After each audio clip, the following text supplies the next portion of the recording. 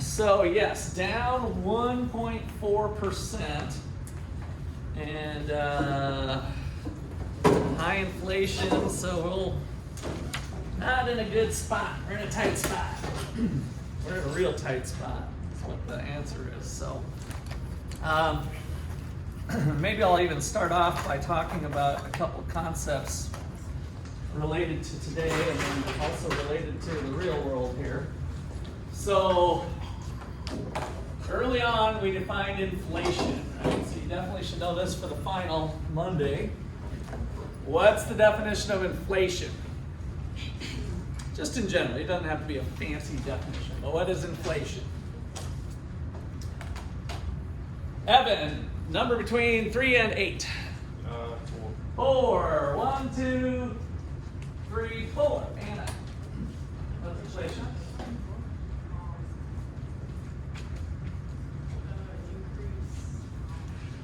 Increase in something. Yes, yes, you're onto it. No. That one you should know off the top of your head. You're better for Monday. Let me go random number generator for this one. 1, 2, 3, 4. Kobe, inflation. Real. Adjusted. So inflation, just inflation, the thing we've been talking about. Let's see, we come back up here to, we left off with Kobe, so 1, 2, 3, 4. Inflation. So Lisa. Price, good. What? So give me more. You're on the right variable now, thank God. What's happening with prices?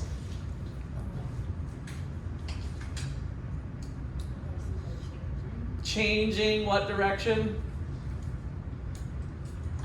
Oh, come on, people, you're going to break my heart. You know this. Please tell me you know this.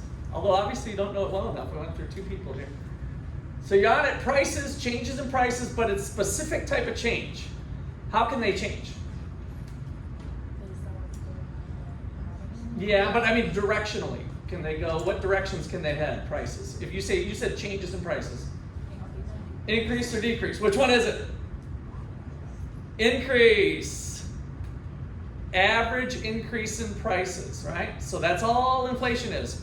Prices are going up on average for the nation. When we look at all the prices, calculating the averages through using the consumer price index.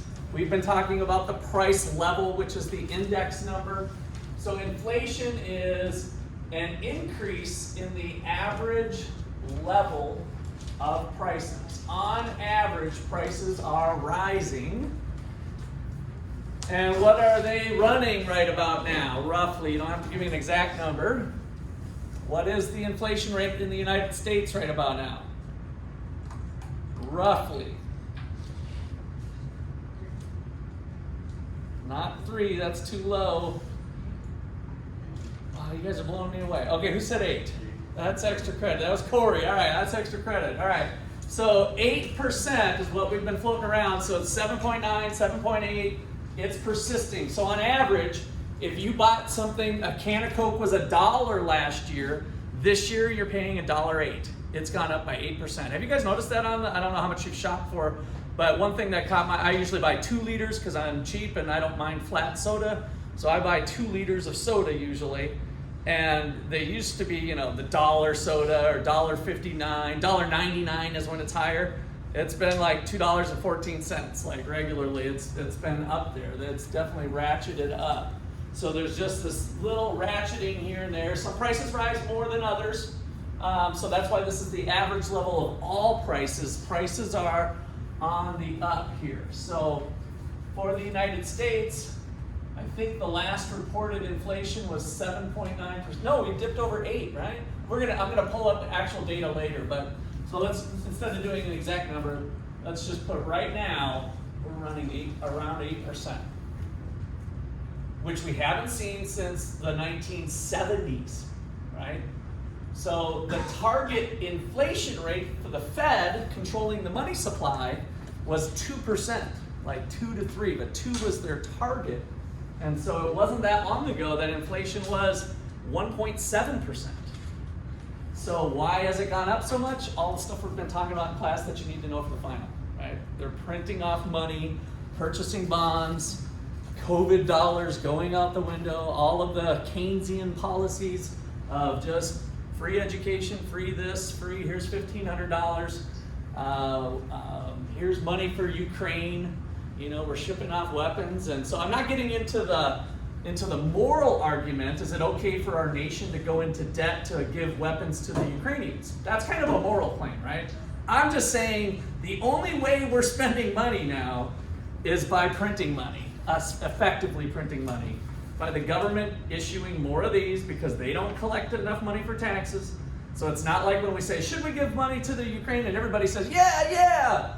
And I'm like, okay, everybody, I'm gonna pass around a hat and you know, whatever you put in there, or I'm going to pass a special tax and every person's going to pay $100 and we're gonna send that money to Ukraine. It doesn't work that way, right? So it's just like this idea of free money. That's what's so dangerous with deficit spending that we're talking about with kind of the Keynesian philosophy of having our system set up so that it's relatively easy for politicians to be held unaccountable. And that goes for Republicans and Democrats. This is not a party thing. This happens no matter who's in office. We've been running the country that way for about 40 to 50 years. And we'll see that in a couple other things that we'll do later. All right, so back to what I was trying to get here started with was that's inflation. One that I can't remember if the book talked about before was stagnation. Stagnation is basically declining real GDP. So decreasing real GDP. So it's pretty flat. We use the word stag. If it's a 2-quarter decline, then we get into the recession word, you know, where GDP is going down. And so then the 1970s, there was a new term that came about because it had never really happened much in history. And we call it stagflation. Stagflation's bad news. What is it? We've got high inflation and decreasing real GDP. So the nation is stagnating and we have high inflation. So high inflation and decreasing real GDP, which then correlates with increases in unemployment, right? So these two kind of have that special connection. If GDP is going down, people lose their jobs, right? So these two have that negative relationship with each other. If the economy's doing good, that's great. But now, the news that just came out that Evan had highlighted here. So today, right now, as of the first quarter, so let's put first quarter of 2022, the results just came in. We have a GDP growth, economic growth of negative 1.4% and inflation of approximately 8%. Boo, United States. Not good. Now, we might reserve stagflation to see if it persists. Hopefully, you know, maybe the economy will rebound. But that won't be my prediction. This is going to be hard to unravel. This 8% crap is a big deal. And so what's the Fed going to do? They're going to do what we talked about on Tuesday. They're going to reduce the money supply. So how do they do that? They're holding, so Kennedy's loaded. She's a rich person that owns lots of money. I'm the Federal Reserve. I'm Jerome Powell. I'm just going to go to the open market and suck some of that money out of the system. Now, it's not costing Kennedy anything. By the way, notice she's operating in the free market. She's got real estate holdings. She's got stocks. She's got bonds. And she's got cash, right?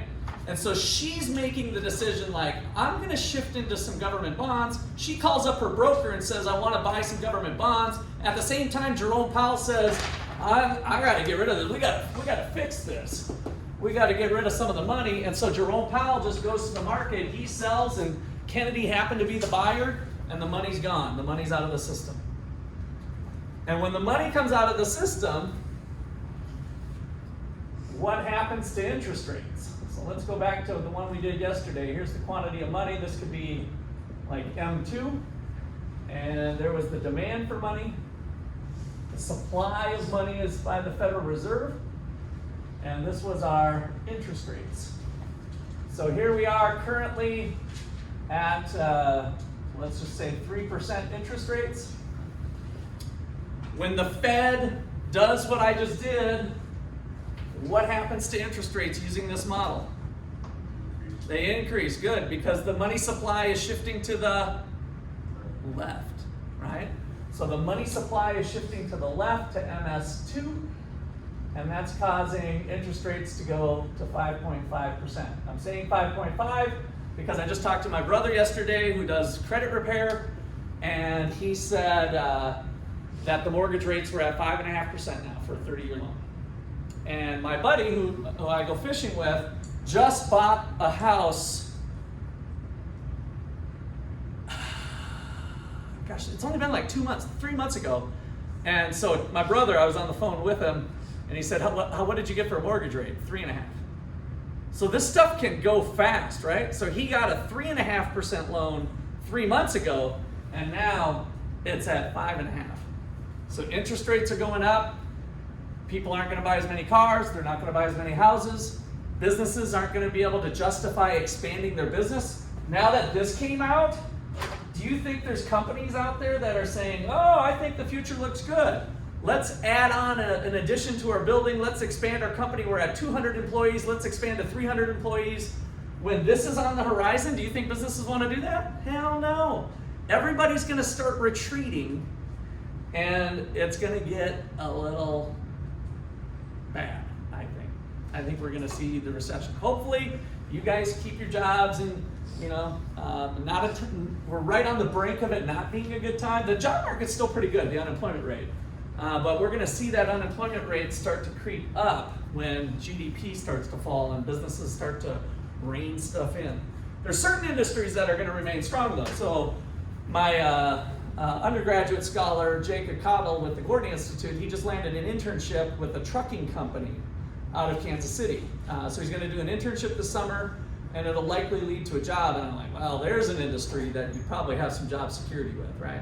So as some industries shrink, i.e. restaurants and some other things, right? So as some of those industries shrink, trucking and Amazon and Walmart and those places might start to grow. McDonald's tends to be counter-cyclical. Instead of going out to for steak and lobster, people still want to go out to eat, so they go to Mickey D's and use the dollar menu, right? So McDonald's actually tends to be counter-cyclical. When the economy's down, McDonald's tends to go up. Okay, so questions or comments there?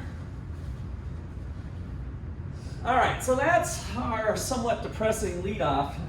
This is probably the most exciting time to be teaching macroeconomics just because we have this craziness in the world. Usually when I talk about inflation, it's kind of a boring topic because I talk about the 1970s, but you've never experienced it, and inflation has been 2% for 30 years, and it's like boring, right? I have to, of course, I find a way to try to jazz it up a little bit, but now you guys are living it, so now we'll start to hopefully get a little more connection there. All right, so let's lay out the timing lags.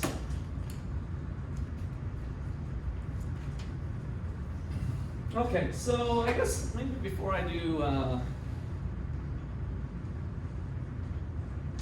going to lay this out the way your textbook did here for starters, I guess. So in terms of the people who currently are running things, it's been very activist. So let's just put in here activists versus non-activists. And of course that word gets used for other maybe social causes or something. But as it relates to economics here, economists we have a couple sides of the camp. So the activists on the economic side kind of believe that discretionary policy So economists who believe discretionary policy changes,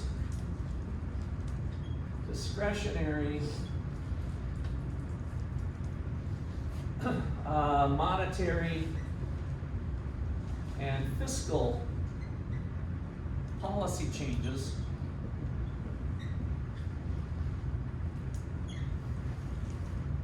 reduce the degree of instability.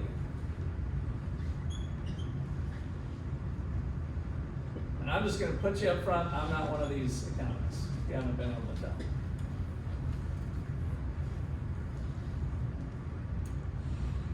And why I'm kind of excited is that this is proving me right. This is messed up.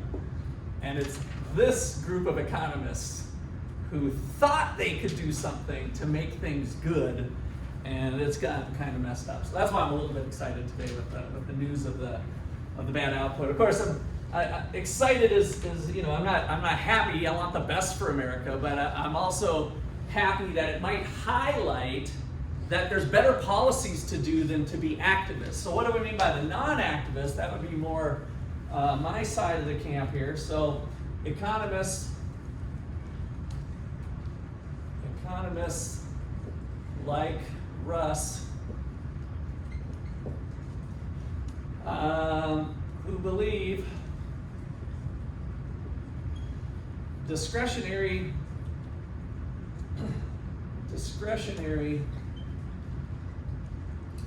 macro policy, which covers fiscal, I won't rewrite it since we got it here. Discretionary macro policy, which would be monetary and fiscal,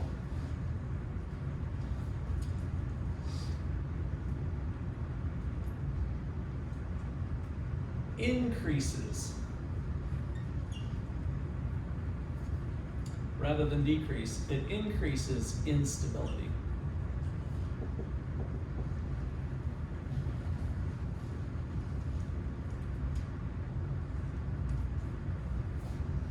So kind of the key point here is that the non-activist does not mean no government. Sometimes that gets confusing, like you don't want a government. That's not the point. We just don't want to be making these changes. So what do I favor? We favor steady and predictable policies. Steady and predictable policies.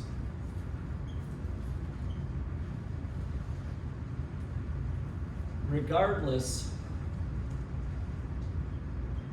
of the business cycle.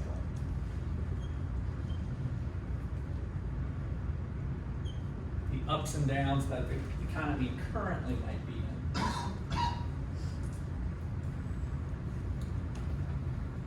Okay, so questions or comments there? It's certainly not a do nothing. There can still be, by the way, Social Security or welfare or food stamp. There can be programs, social programs. I believe in a social safety net. So stuff like that is not what we're talking about here. We're kind of talking about this active tinkering of things and policies that aren't really always well thought out. Some of them are rash, like sending out every American a $1,500 check. That was stupid, in my opinion. I don't mind telling Joe Biden right to his face or anybody else that watches this recording. Why? Well, I didn't need it personally. I took it because I know I'm going to be taxed in the future maybe at some point. But think of all the, that was, I can't remember what it was, 1,500, was whatever that cost. It was mind-boggling. So we have 300 million people. Let's just say it's $1 billion. You know, what if we took that $1 billion and tried to protect the vulnerable populations with COVID rather than just sending out checks? It was very, just pump money into the system and everything will be okay. Not everything's going to be okay. This is saying that was kind of dumb. Why couldn't we, if we're looking to help people with COVID, you know, I can imagine the 80-year-olds and maybe people over 60, like basically they have to stay in their house and wear masks, and let's buy every one of them a 60-inch flat screen. We could have easily done that. And full subscriptions to Hulu, Disney Plus, Netflix, let's make them real comfortable in their homes while they can't go out. That probably would have cost $500 million. I'm not doing the real numbers, but it's probably way less than that, right? A fraction of the money that was just cast to the wind could have really had concentrated benefits going to the most vulnerable populations in our economy, instead of just this easy, oh, well, 1,500, we'll worry about the problems later. Well, here's the problems. What are you going to do now? And this is not going to be easy to undo. Okay, so questions or comments? Feel free to criticize me, or I'd love you guys can bring in if you have any questions. I'm open. I'm not gonna. This is fun.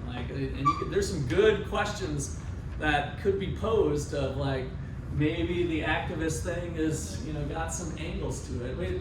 Both sides of the story are out there. I just think with this particular one, the evidence wasn't good for a while, by the way. And that's why people tend to be a little more active. They're like, oh, look at all the good things we've done since 1980. But economic laws tell us that it eventually is going to come to roost. We can't continue to deficit spend and build up the debt without eventually there being some problems down the road. But these are long-term in nature. It might be a 10, 15-year window. So it really takes some guts to not do some stuff now, especially on the political side of life. Okay, so the time lag problem. I told you yesterday I wanted to get back to highlighting what those time lags are. But one of the problems with the activist approach is part of what we're seeing today. So there's different types of lags. So first of all, number one is the recognition lag. Recognition. When do you recognize there's a problem? Recognition lag.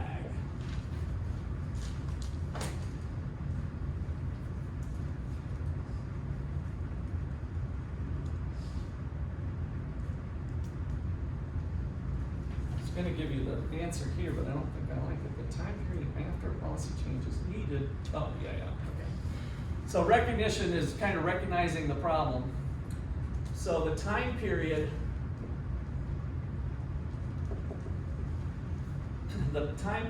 after a policy change is needed.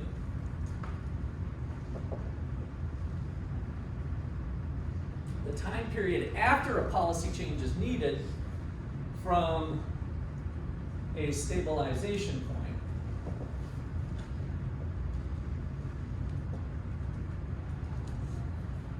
But before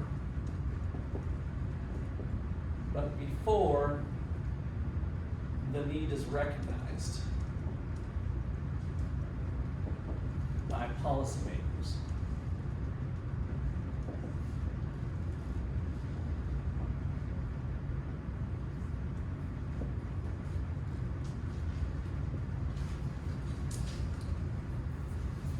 So when do we actually recognize that there's a problem?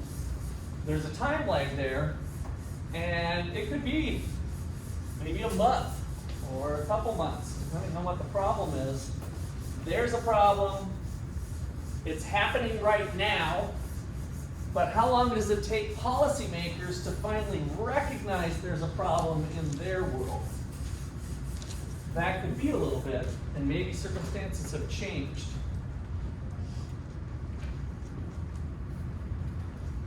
Okay, so for example, on recognition,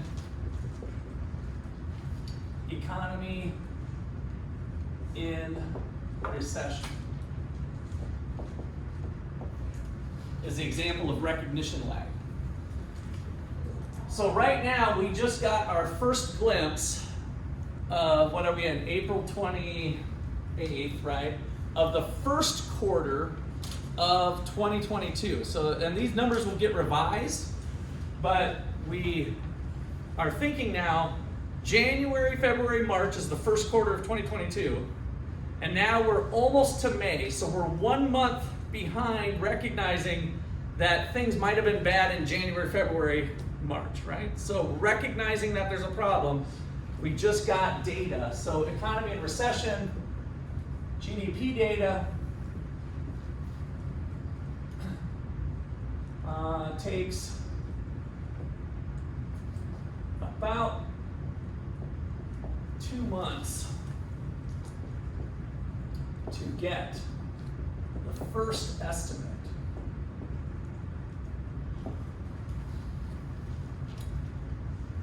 So if you're an activist, the time to start doing something might have been January. See what I mean? Like, let's do something. Like right now, January, February, but there wasn't enough data to recognize there was even a problem.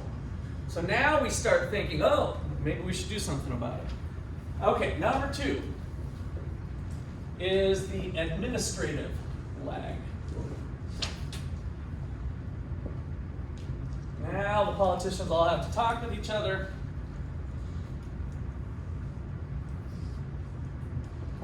So this is the time period after recognition. After recognition.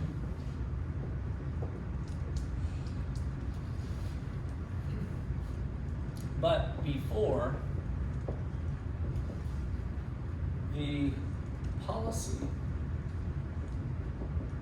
is actually implemented.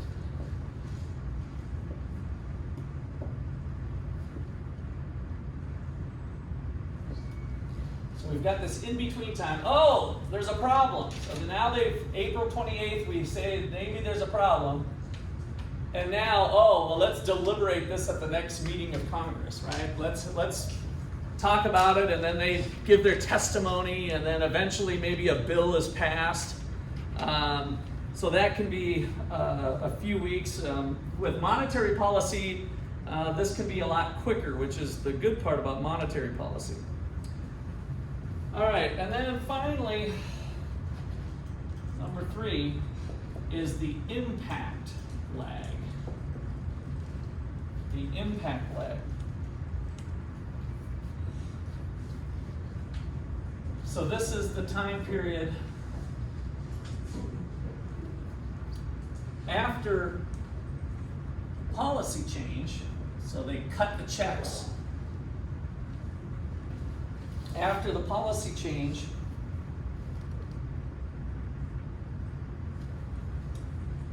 but before the change has its full effect.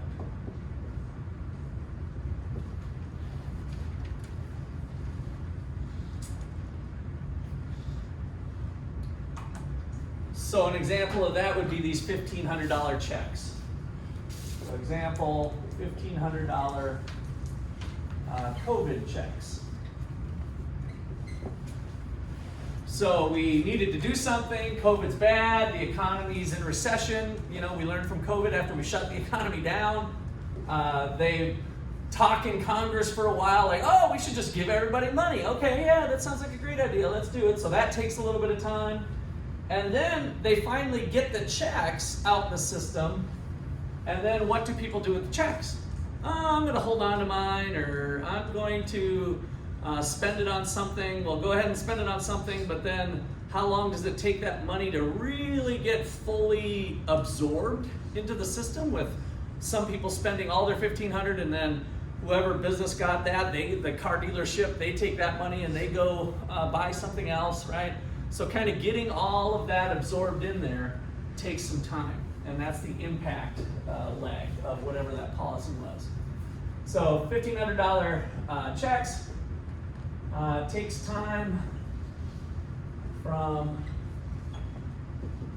issuance to full impact of intended purpose.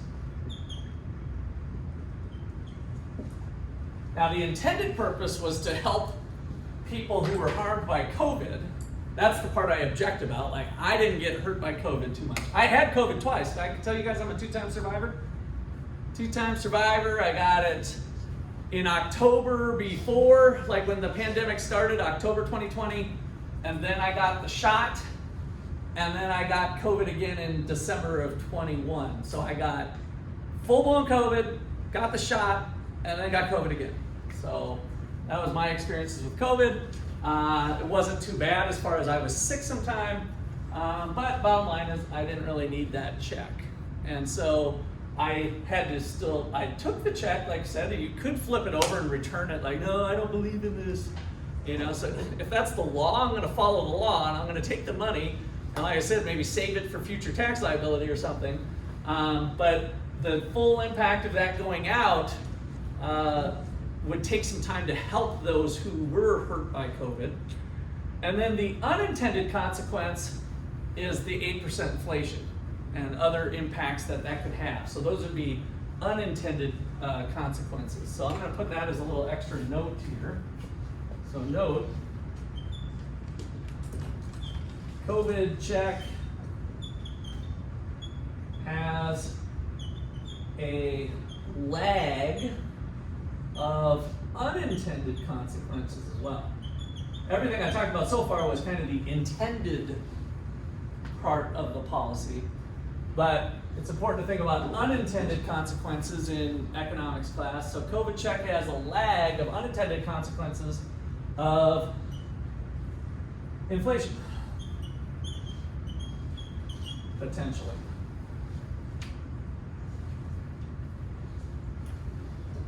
Now the inflation maybe wouldn't have happened if some other things would have been different, but it was at least a contributing factor. All right, questions or comments on the lags?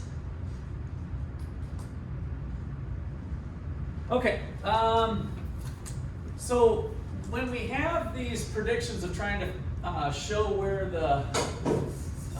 the economy is going, Wall Street especially has money on the line to try to predict what the ups and downs of the economy would be.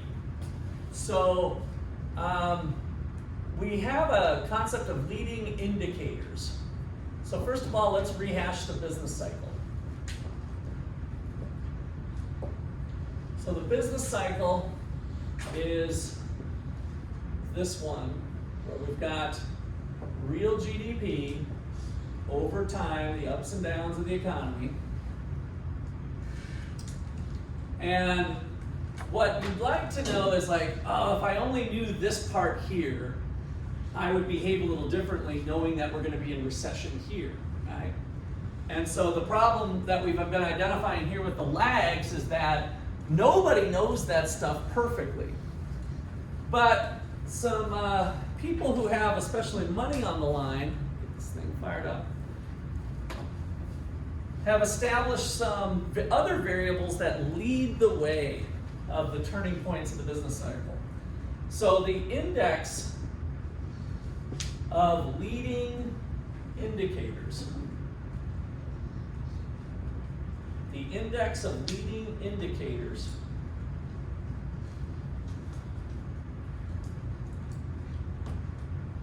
this is a collection of variables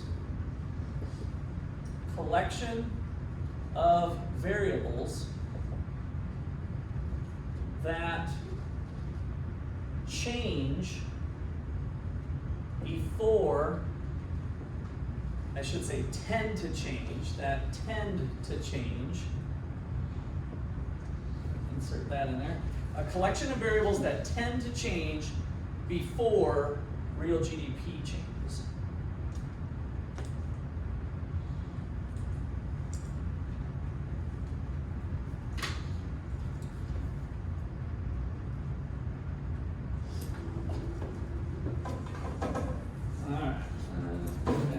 Collection of variables that tend to change before GDP changes.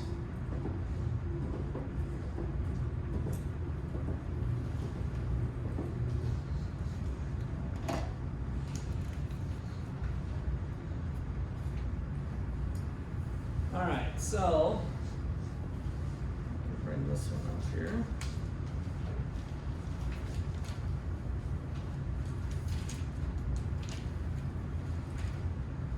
So we won't kind of bother with the book mentions a couple of the variables that they watch, but the main thing is we're trying to predict this thing. So here is real GDP. This is the real world one now, not Russ's squiggly lines of the ups and downs from 1910 to 2020.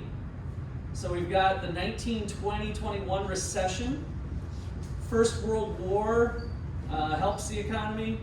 Great Depression, really bad news. 1937 to 38 recession. Second World War, we have lots of growth. We're building tanks and machines and stuff, and that helps to some degree.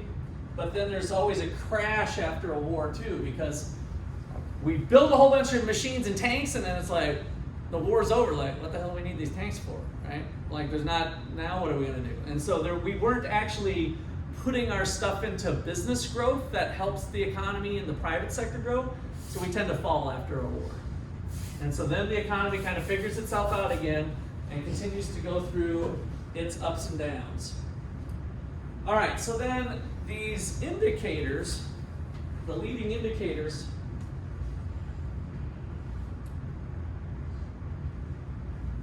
this is from 1960. The gray area is the time period where GDP was down. It's a recession. So the longer recessions here, here's the 2008 financial crisis. So each one of these gray areas was a recession. And so what do we mean by leading indicators? Well, this number, this group of variables is the red line. And so notice that the red line is here, and then it goes down, and it kind of told us that maybe the economy's going down.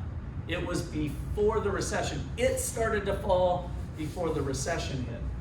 And that was true. It doesn't always happen, but it's happened for most of the recessions, that there's some sort of fall and then the recession, and some sort of fall. So this is 8 months prior, 9 months prior, 18 months, 9. And so people watch these things if you're on Wall Street or otherwise, because usually, again, GDP is not the stock market. That's kind of important to point out, right? GDP is the nation's productivity. It's the dollar value of all final goods and services produced within the nation's boundaries over the course of the year. The stock market is just ownership of shares, right?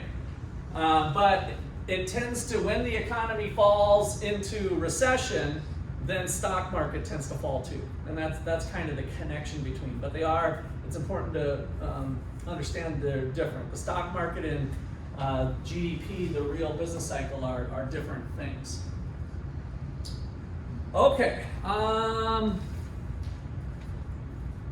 Questions there? I want to go to Fred.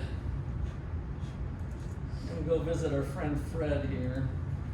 So Fred is the St. Louis Federal Reserve Bank. So one of our banks in the United States. Remember, we had 12 Federal Reserve banks that were scattered across the nation. One of them is in St. Louis. The St. Louis one takes care of the nation's data. They found a central place to park all the information. And so if you ever Google Fred, I think it's the first thing that comes up. And then they've got some ones that are common that people care about right on the dashboard. So at a glance, consumer price index, yeah, I forgot it was even that high. 8.6% was the last reported CPI for inflation. 8.6, real gross domestic product, negative 1.4, that's what just came out yesterday. And then we've got a couple other things here with some interest rates, 10-year treasuries. Here's the foreign exchange market with the United States dollar versus the euro. And the unemployment rate, 3.6%. And then we've got some of the other stuff. So you can easily click this data. And there's the picture we just had on our test. You can shrink this thing up. And here's the 1.4, negative 1.4% drop. Here was the other financial crisis, so the ups and downs kind of shrunk down. And then you can also edit the graph and you can print the graph. So if you're ever doing a research paper or something, it's pretty easy to download the graph or download the data if you wanted to show something on it. let me just do the biggies here. The three biggies, so that was real gross domestic product. We want it increasing. Here's the consumer price index shooting up on us. And they do have this in terms of inflation too. Let's see, I think. Yeah, if I take this, you can edit the graph. So this is the price level. This is the CPI that we've been working with. When we do the goods market with aggregate demand and short-run aggregate supply and long-run, the price level, that variable that we've been using, that's this. All right, so it's the average level of prices. Inflation is when that percentage change is increasing over time. And so if I edit this graph, I can change it to percent change from a year ago. And there it is, 8.55%. That's the March rate. And here's what it's been historically. I talk about the 1970s, the height of the 70s. The peak was 14.5%. We're over halfway there, 8.6%. Are we gonna do it? I don't know. I don't think so. I hope that the Fed takes a strong enough stance, but it can't be ruled out. I'd say my prediction would be we could probably sneak up to 11 or something if the Fed remains weak and doesn't rip the Band-Aid off. Remember we talked about ripping the Band-Aid off? If the Fed doesn't do some dramatic things, I think it could start to creep up, but hopefully we won't. Maybe it'll stay around 9. It's a crapshoot when you've got activists. Right? We have activists in the Federal Reserve, and so it's kind of at their discretion. It's out of my hands. They can do some more dumb things, or they can do some more dramatic things. We don't know exactly how they're going to do it. They try to be transparent about what they're going to do and try to develop a policy that's a month in advance so people can kind of adjust expectations. But sometimes unanticipated changes might be the best way, as we'll get into a little bit later today. All right, so that's that, and then unemployment rate. So there it is. There's COVID. Good old COVID, 14.7%, and now we're down to this 3.6. Here was the financial crisis. We got up to around 9 or 10, and then it came down. So the ups and downs of the economy, unemployment follows that. GDP's up, unemployment's down, right? So GDP down, unemployment's up. So those are moving if we laid those on top of each other. The gray areas are the recessions. So now what's happening to unemployment? Boom, hindsight 2020, after we get through all the lags, we learn that, unemployment climbed. But we don't learn that till later, right? But if we go and map it out, sure enough, unemployment's going up during those recessionary times. Okay, questions, comments? I'm sure I don't always pause long enough, so if anybody's got something. All right. Let's see, now that I got the screen down, let's do a fun video. You guys need a break from the board, and I was gonna look for it first. So pull out a sheet of paper, this will be for your points today. I'll do a little video exercise.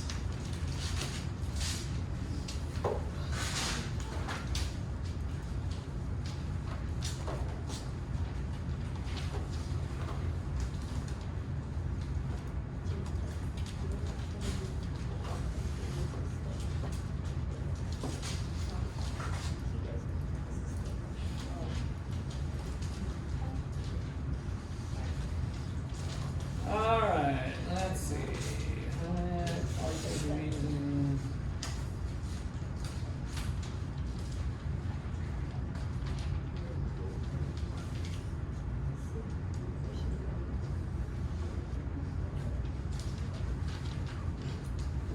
Oh, this one's really cool. I might do that one later.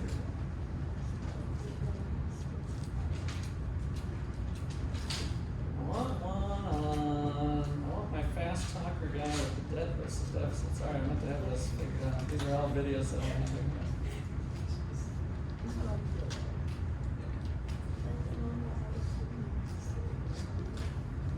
Alright, well.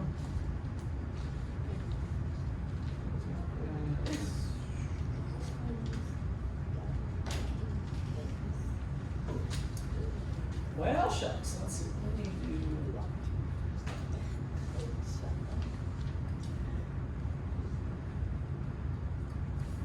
Alright. I can't find exactly the one I wanted, so what we're gonna do. Oh, wait, here it is. I should have highlighted it right there. Okay. We're in business.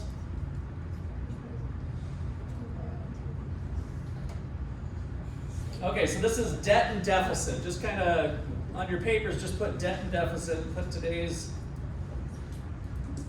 date, first name, last name. Sure. Good morning, Angus Tuesday. So one of the biggest issues in global politics these days is government debt and deficits, which is a particularly big deal in the United States because of the presidential campaign and also because of the looming fiscal cliff. And Angus, you'll no doubt remember, I received a bronze medal in economics at the 1994 Alabama State Academic Decathlon, meaning that in 1994 I was the third best 17-year-old economist among all C students in the state of Alabama. So not to brag or anything, but I'm pretty qualified to explain this stuff. Okay, so first we have to separate the ideas of debt and deficit. Debt is the total amount of our outstanding liabilities. Deficit, or occasionally surplus, is the difference between what the government spends and what it takes in. Right, so in the United States, our current national debt is around $16 trillion, which sounds like a lot of money, and it is. So let's break this down. The largest single holder of U.S. government debt is actually the federal government itself, because trust funds like Social Security buy government bonds, and so the interest goes from the U.S. government to a different part of the U.S. government, which is not borrowing as we usually imagine it. So if you take away that money, you're left with about $11 trillion, which is still a fair bit of cash. Who owns that debt? China, you probably guessed. But in fact, no. The plurality of that debt is actually owned by us being American individuals and institutions. China owns about 8% of our debt, Japan 7%, and the UK 1%. But it's important to note that the U.S. also owns foreign debt, including about $235 billion of sovereign debt in China and Hong Kong. Altogether, for every $1 of U.S. debt that's owned by a foreign country, we own about 89 cents of foreign debt. So you can't really think of government debt the same way you think about like a family owing money to a credit card company, because in that situation, the family owes money to someone else. But in the case of U.S. government debt, we mostly indirectly or directly owe money to ourselves. So our national debt is a very large number, but at least at the moment, it is not a very large problem. Like in 2011, we paid about 3% total interest on our debt. In 2012, it will be even less because our debt is incredibly cheap right now. I mean, heck, in some ways, it is literally cheaper than free. Right now, the yield on a one-year treasury bond is 0.17%. Okay, two very important things to note about the debt. First, China can't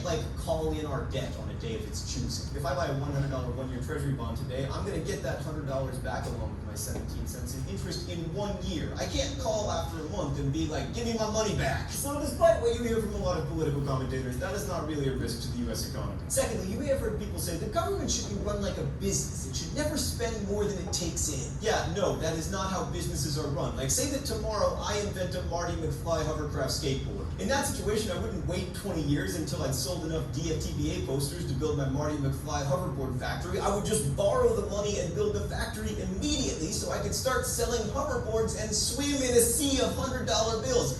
Actually, I would not swim in a sea of $100 bills. I would hoverboard over that sea. Businesses spend more than they bring in all the time. As well they should, and almost all economists agree that governments are similar. There are times when they need to run deficits. For instance, during a recession, government revenue goes down because wages stagnate and unemployment goes up, but government expenditures have to go up, like on unemployment benefits, for instance. So just to be clear, deficits are not inherently evil, and our current debt, while it is very large, does not pose a threat to the American economy because we can pay it back with relative ease. I mean, it's not going to be free, but it's going to be like 2% of GDP. We've done it before. However, there is a huge future risk to us because what if our debt stopped being cheap? What if people stop believing that the U.S. is the safest place to put their money and they start to buy bonds in, I don't know, like Brazil, China, or Germany? Well, that would be very bad because most years we run a budget deficit, and so we would need to keep borrowing money at these higher interest rates, which would necessitate more deficits and therefore more borrowing at progressively higher interest rates. And then we'd have to cut spending, which would slow growth, and raise taxes, which would slow growth more, and then Greece. Except this might actually be much worse for us than it's been for Greece, because the US enjoys all kinds of benefits from having the world's most trusted currency. Like, hey, believe it or not, most US paper currency actually circulates outside the US, and that's very helpful for us in terms of exchange rates and keeping our debt cheap. And if we lost that, it would be devastating because we would just be a regular country again. Okay, so the federal deficit in 2011 was about 1.3 trillion. It'll be down a little bit this year to about $1 trillion. It'll be down further in 2013, no matter who is president, to about 9. So he kind of made a few statements there. Is the rest of the world who's holding some of these notes happy with the 8% inflation? No. Does the United States look as credible and stable as it did in the past? No. He made a comment here, if interest rates are real low at 0.17 was the start, and then he said like 2%. If interest rates go up, is it going to be easy for the government to continue funding this? No. So interest rates are going up. The inflation is really bad news in that regard. So he did this back in, I think it was this 2011? I can't remember, but I just wanted to kind of, some of the things he did in this video was pretty good in calling that as possibilities that now we're starting to see unravel a little. 900 billion. But most people think that number needs to continue to come down, or at some point we are going to risk these spiraling higher interest rates. So there are two ways of doing this. The first is to print more money, like, oh, we need $100 billion to close the deficit. Look, I just made $100 billion using a printing press. That sounds like a fine idea, except that it will lead to inflation. Now, a lot of people in comments will be saying that we should just return to the gold standard, which I think is a very bad idea for the reasons I explained in the doobly-doo. However, in the broadest sense, our currency is already pegged to goods and services, because if the amount of money in the world doubled tomorrow, the amount of stuff wouldn't. So you can imagine what would happen to the cost of everything. It would double. The second and better way to cut the deficit is to close the gap between what we take in and what we spend. And in times of economic expansion, this is actually quite easy because the tax base grows and the amount of money people make goes up, so they pay more taxes, so we can just have surpluses, as we did in the 1990s. But during slow recoveries, like the one we have right now, it is much more complicated. So like both President Obama and Governor Romney favored unspecified spending cuts. Governor Romney also favors a tax cut of 20% across the board, whereas President Obama thinks that we should increase taxes by rolling back the Bush-era tax cut on income over $250,000. Neither of these plans is likely to eliminate the deficit, although again, the deficit doesn't necessarily need to be eliminated. And no matter what political rhetoric you hear, neither of these plans is terribly radical either. President Obama wants to put the top marginal income tax rate at 39%. It was over 50% every year from 1945 until 1986. Mitt Romney wants to cut that tax rate to 28.5%, which is where it was in 1989. We can argue thoughtfully about what our policy position should be, but amid all the rhetoric and decontextualized statistics, I just want to underscore that while deficit reduction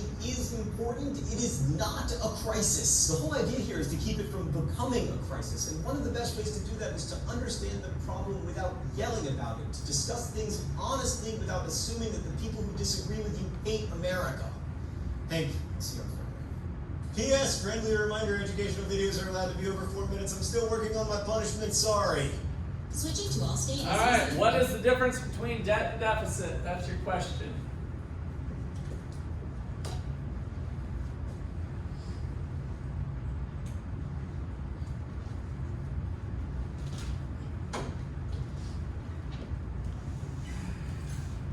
Debt and deficit.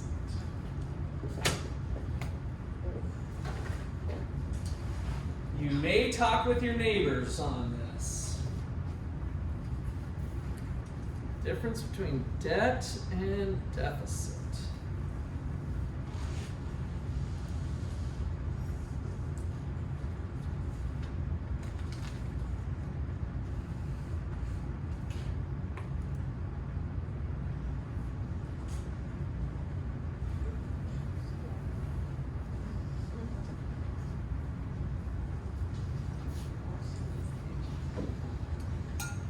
So you got a minute left. I'm going to collect all your papers. Make sure your first name, last name's on there. What is the difference between the debt and the deficit? If you don't have anything on your paper, you don't get any points. 1 minute.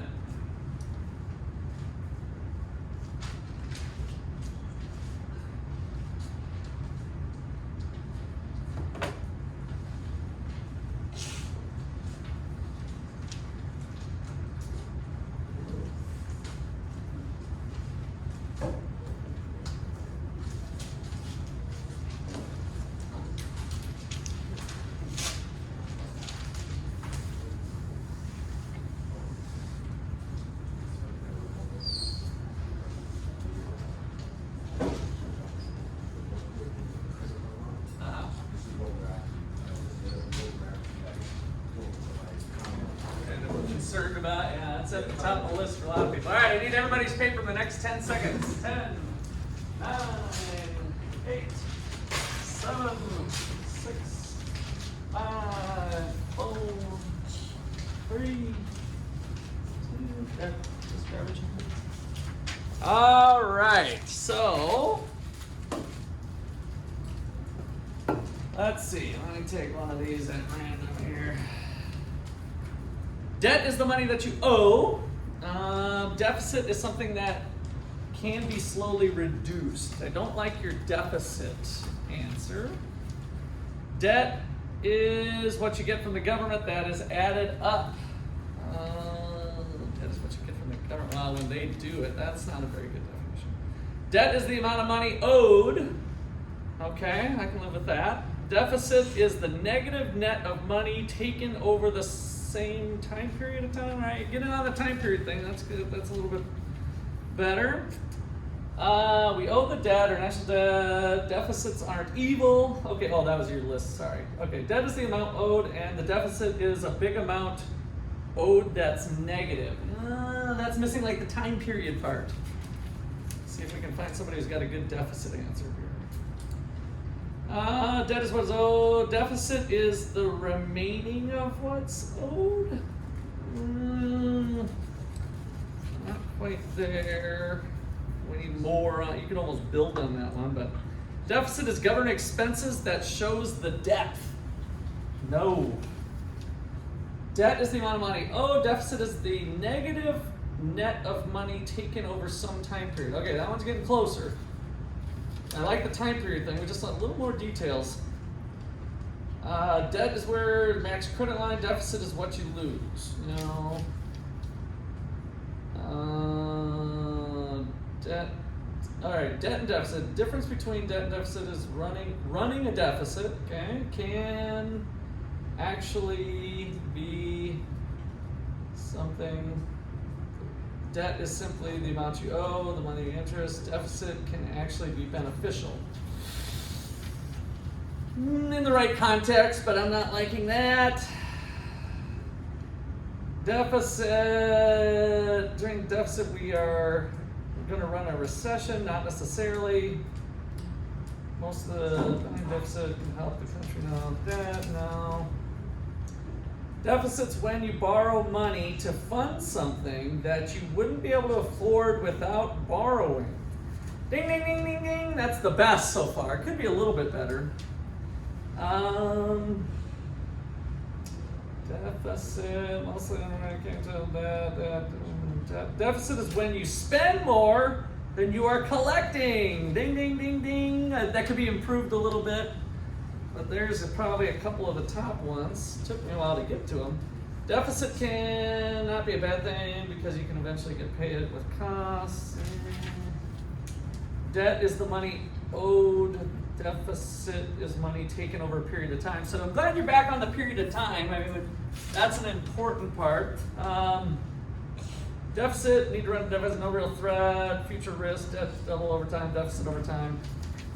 And I think we've reached, oh wait, one more maybe. That is the money over deficits taken over a period of time. All right, so I like your period of time thing. Nobody used G and T though. What's the G and T part that I've been trying to hammer into your brains that you're gonna need to know for the final exam on Monday? What's G, what's T? Taxes is T, so taxes collected, which was close to what Javian, nice job here, but you said deficit is when you spend more than you are collecting. kind of collecting in what or collecting from where? You know, it's collecting taxes, right? So taxes is from the Joe Biden and the Congress side of the house, fiscal policy. Fiscal policy means you're not collecting enough taxes to pay for G. What's G? Just government spending in general, right? Whatever they're spending their money on, COVID policy, shipping weapons off to Ukraine, whatever they're doing, they're not collecting enough in taxes during some time period. So I like that a lot of you have the time period concept because that's important. It's like this year, we only collected $100 in taxes and we spent $120, which means we need to borrow 20, right? That's where this comes in. The government runs a deficit. They spent 120, they only collected 100 in taxes. They have to borrow to pay for the spending. Just like you do as a personal household, if you spent more money this year than what you earned from your income, you go into debt to pay for it, right? So you took on extra debt this year, which then added on to other debts you might have had. That's the national debt part. So each year, the government is repeatedly coming up short of tax dollars, which means they run a deficit. G is bigger than T, and so they go borrow. They use these to pay for their spending. Okay, yeah? Deficit like technically like how like the government's debt and what they spend. So that's where we got to be careful with the language. So the deficit is this year, I didn't collect enough taxes to pay for my spending, so I had to get 20 of these, right? You got me with this year, I spent 120, I only collected 100 in taxes, so I made up the difference with borrowing of 20. Now this gets added on to my previous 40 years of borrowing. And so the national debt grows. So look at this clock here. This is a lot of things going on. It's kind of a fun thing to look at. It can be kind of depressing. So this is the US debt clock. And what they have here is, there is the US national debt, 30 trillion. What was it in the video? 16. And the video was in 2011. So we've doubled national debt. We have been cranking out deficits the last 10 years like crazy. Here's federal spending, 6 trillion. Here's the actual ongoing deficit this year of what they planned, $2 trillion of, whoopsie, I didn't collect enough taxes to pay for my spending. So this is kind of real life. These numbers are changing because they're actually kind of estimating it as it's growing. So there's US federal spending. We should have, this is debt per taxpayer. So if you guys are a taxpayer, you owe $242,000. That's how much we're short. 242,000. You guys got that spare change or somewhere? That's what it would take per taxpayer. Here's what it is on babies. Now we don't have unborn babies in here yet because they're going to owe too. But currently, the United States population is around 330 million. If we just take the debt divided by that, 91,000 per person is the debt, the obligations of American citizens in general. Of course, we have systems set up so that we don't tax everybody. We're only going to tax the rich. Well, here's the picture. We don't have enough, there's not enough rich people to make them pay for everything. And it's true. I don't know if you've heard that before, but there's not enough rich people to actually, we could tax them at 100%, and we still wouldn't be able to pay for it. And of course, it's ridiculous to think of taxing them at 100%. They're not going to do anything. They'll just leave the country. So we got a real problem there with kind of the deficit side of life. Here's our gross domestic product estimated. So 24 trillion. And then we got broke down into federal, state, and spending and all that kind of stuff. So that's kind of interesting to look at with revenues, income tax, revenue, payroll tax, corporate tax.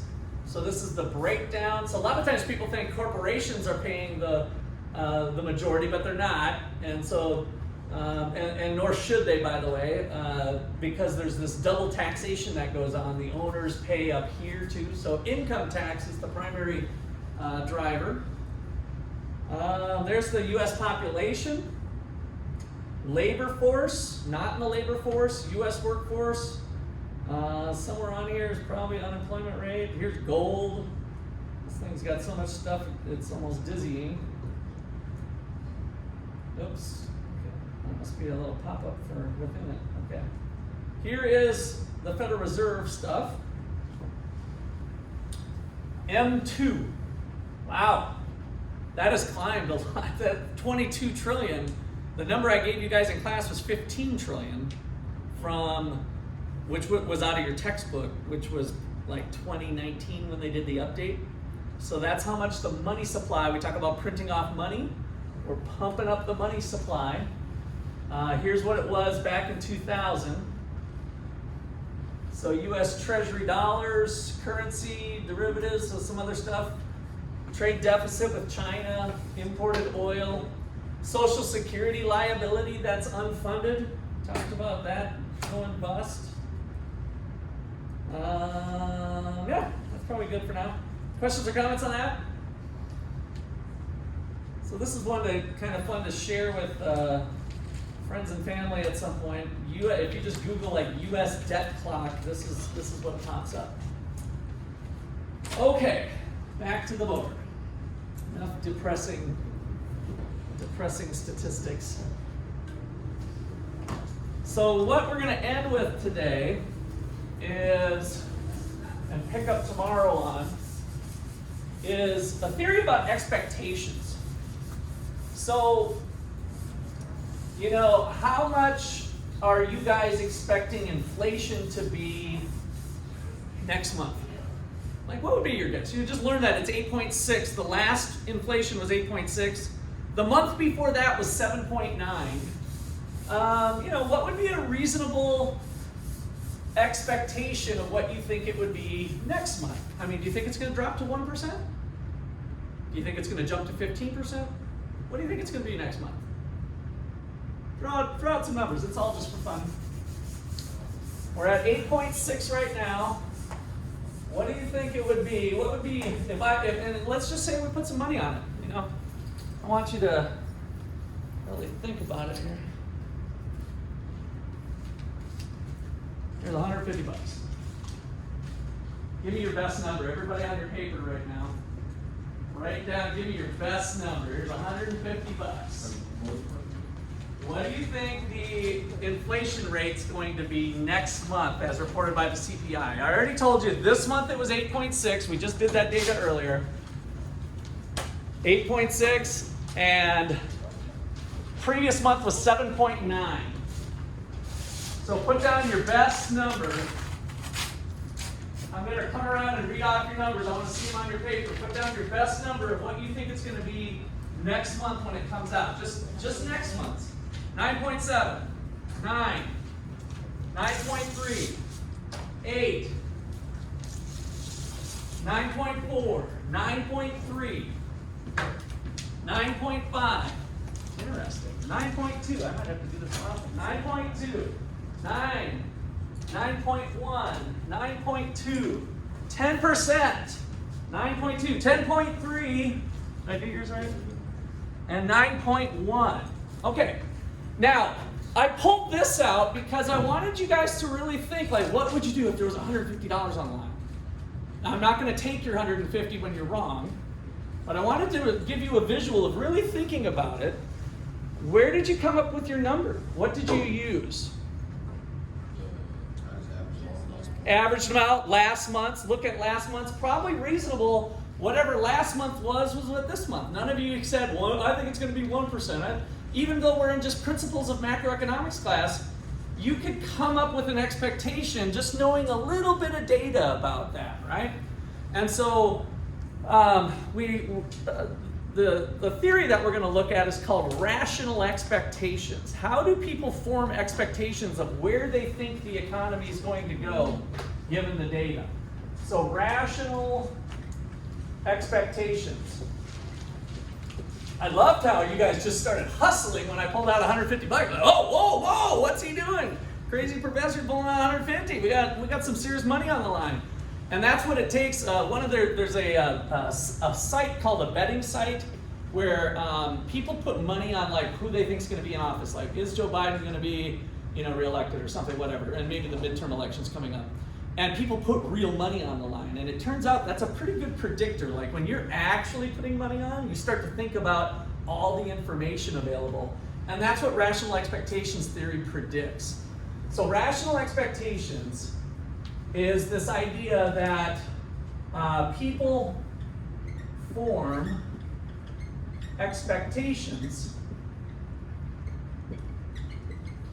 on all available information. People form expectations on all available information. So we're going to learn about making an expectation. Before we do it, we gather up information. What does that get us? Well, it means that expectations are going to be correct on average.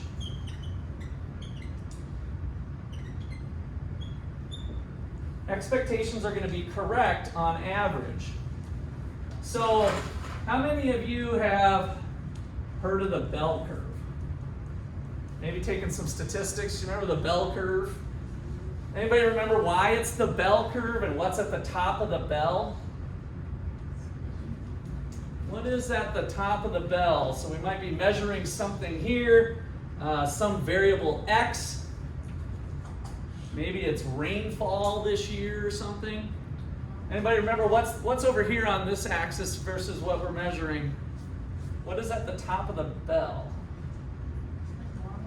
If this is called the normal distribution, and it's the probability.